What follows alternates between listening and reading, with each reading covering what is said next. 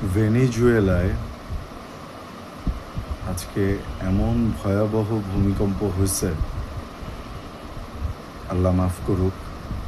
মানে মৃতের সংখ্যা লাখে গিয়ে পৌঁছতে পারে এরকম আশঙ্কা করা হচ্ছে। মানে আমি যে ভবনগুলো দেখলাম,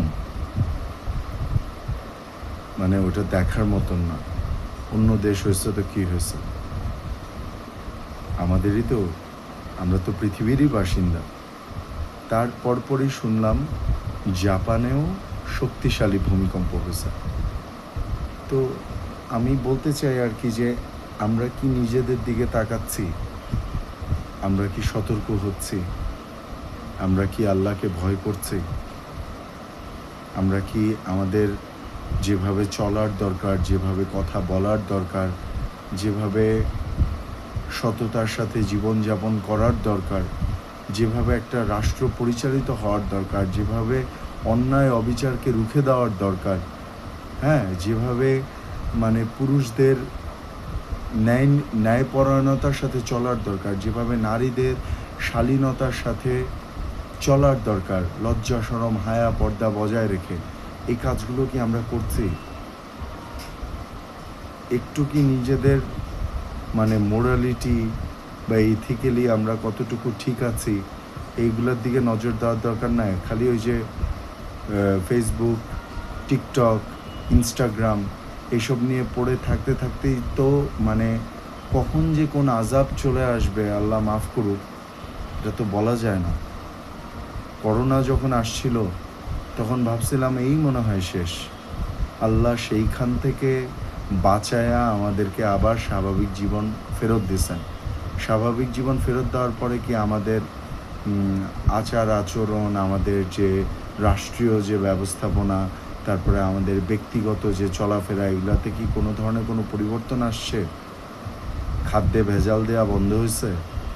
কিছু কি বন্ধ হয়েছে? বরঞ্চ আগের চেয়ে আরও পাপের সংখ্যা, অন্যায়ের সংখ্যা আরও বাড়ছে, শিশু ধর্ষণ আরও বাড়ছে, মাদ্রাসায় বলৎকার আরও বাড়ছে।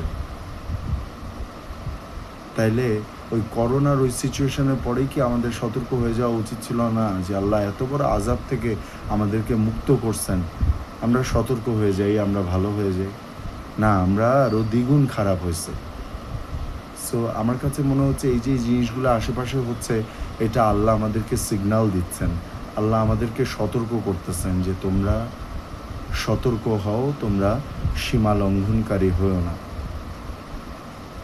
আস্তাগফিরুল্লাহ আল্লাযী লা ইলাহা ইল্লা হুয়াল হাইয়ুল কাইয়্যুম ওয়া আতুবু ইলাইহি লা হাওলা ওয়ালা কুওয়াতা ইল্লা বিল্লাহিল আলিয়্যিল আযীম। আমরা ইস্তিগফার বেশি করে পড়ি এবং আরেকটা দোয়া আছে আমি আপনাদেরকে শিখিয়ে দিচ্ছি।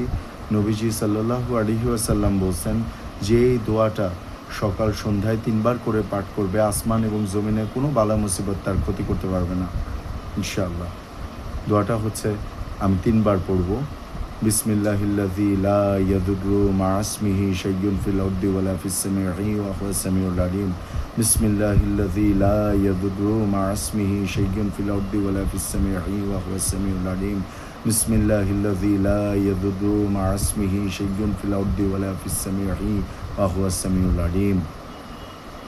আমার এই ভিডিওটাতে, আমার এই কথাগুলোতে যদি আপনাদের একটু টনক নড়ে বা আপনাদের যদি একটু উপকার বা কোনো ভালো হয়ে থাকে, ইনশাআল্লাহ আমার জন্য দোয়া করবেন, আমার পরিবারের জন্য, আমার সন্তানের জন্য, আমার স্ত্রীর জন্য, আমার পরিবারের জন্য দোয়া করবেন। আমি নিজেও একটু বেশ বালা মুসিবতের মধ্যে আছি, বেশ আল্লাহর পরীক্ষার মধ্য দিয়েই যাচ্ছি। হ্যাঁ, আমার রিজিক যেন আল্লাহ ভালোভাবে যাতে আল্লাহ বরকত দান করেন, এবং আমার যে দুশ্চিন্তাগুলো আছে, যে স্ট্রেসগুলো আছে, যেগুলোর কারণে আমার রাতে ঘুম হচ্ছে না ঠিক মতন, আমার মানে কষ্ট হচ্ছে, আমার এতদিনের থাকা যে এলাকা ধানমন্ডি, সে এলাকা ছেড়ে সাময়িকভাবে আমাকে চলে যেতে হচ্ছে। মানে এটা যে কি কষ্ট ভাই এবং বোনেরা, আপনাদেরকে আমি বুঝাতে পারবো না। সো অনেক কষ্টের মধ্যে আছি, মানসিক কষ্ট, বালা মুসিবতের মধ্যে আছি, অর্থ কষ্ট তো আছেই, সব দিক থেকে মিলেই অনেক মুসিবতের মধ্যে আছি। আমার এই কথাগুলোতে আপনাদের যদি ভালো লাগে, আপনাদের মধ্যে যদি সেই বোধটা জন্ম নেয়, তাহলে প্লিজ আপনারা নামাজ পড়ে আমার জন্য, আমার স্ত্রী সন্তানের জন্য, আমার পরিবারের জন্য আপনারা একটু খাস করে দোয়া করবেন। আসসালামু আলাইকুম।